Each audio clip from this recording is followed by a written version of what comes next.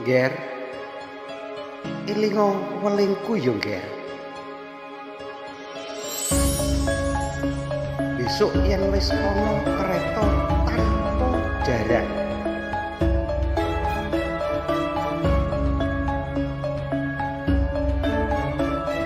Tanah Jawa kalungan wesi.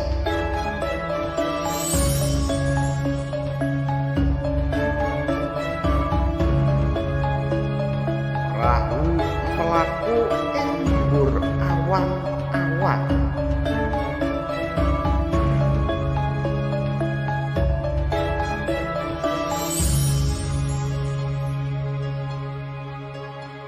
Kali ilang keduwe, pasar ilang kumandangan.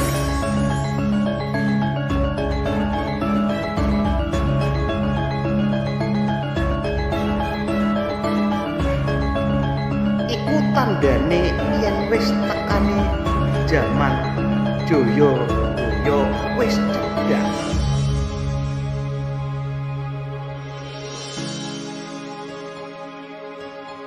Bumi saya suwe saya mengkeret, sakilan bumi dipajeki.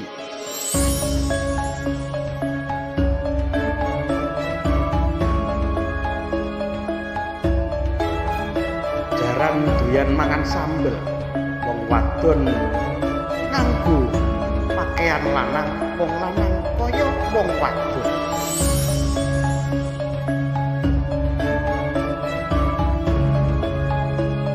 Iku tandane yen wong bakal nekoni pola-wali ing jaman.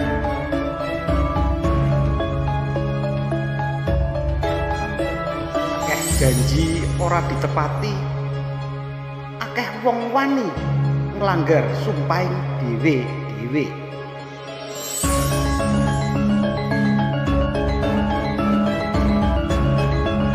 Manungsa padha seneng nyalah, orang ngendahake hukume yang widi.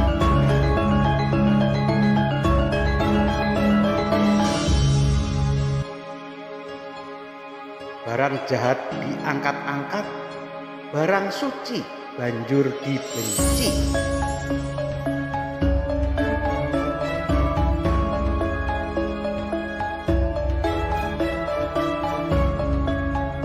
Akeh manungsa mung utamakake duit, lali kamanungsan, lali kabecikan, lali sanak, lali kadang.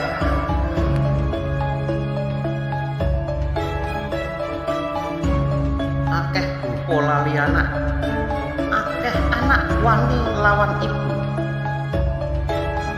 Nantang bupo sadulur padha cidra.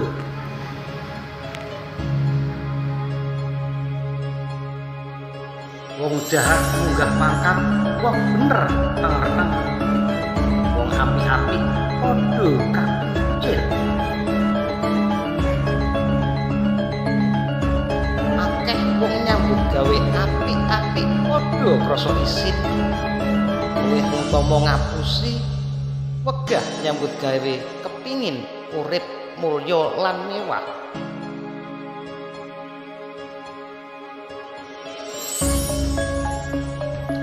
Ngumbar nafsu angkara murka, anggedhekake durhaka.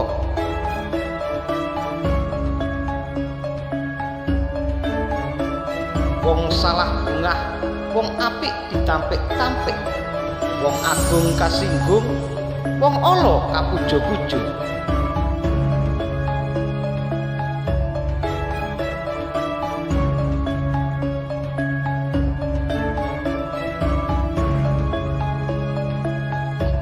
Wong wadon ilang kawirangane, wong lanang ilang kaprawirane.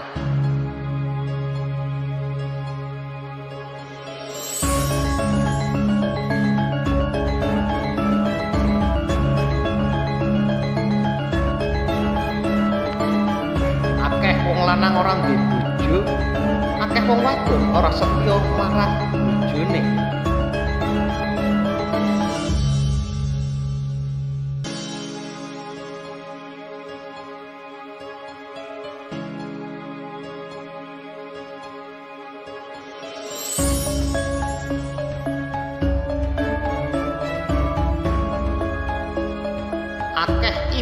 padha ngedul anake, akeh wong wadon ngedul awake. Akeh wong ijol bebuju.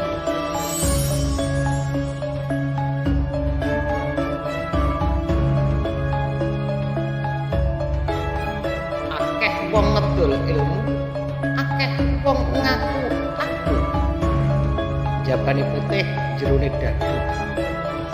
Akune suci nanging sucining palsu.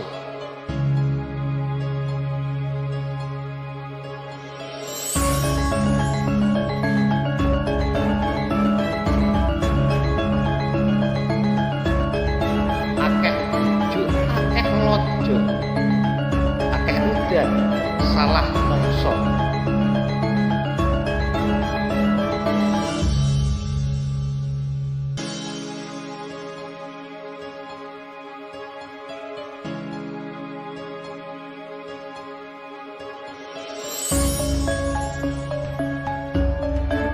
Akeh prawan tuwa, akeh rondo nglairake anak, akeh jabang bayi lair goleki bapane.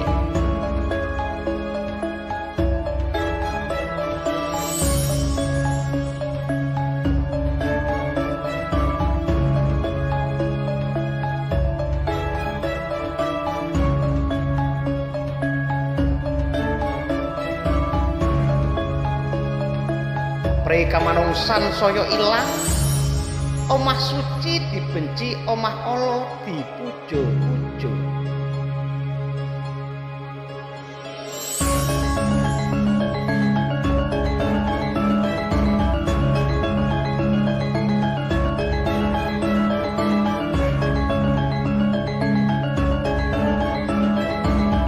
Wong wadon lacur ing ngendi-ngendi, akeh laknat, akeh pengkhianat.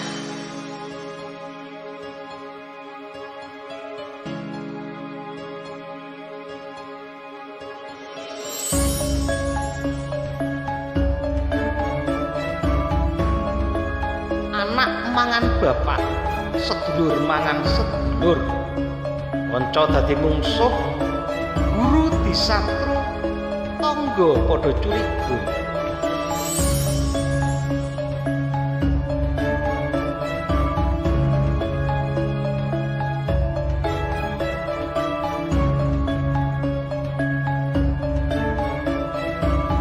Akeh wong becik saya sangsara, wong jahat saya seneng. Wektu iku akeh dandang diunekake kuntul.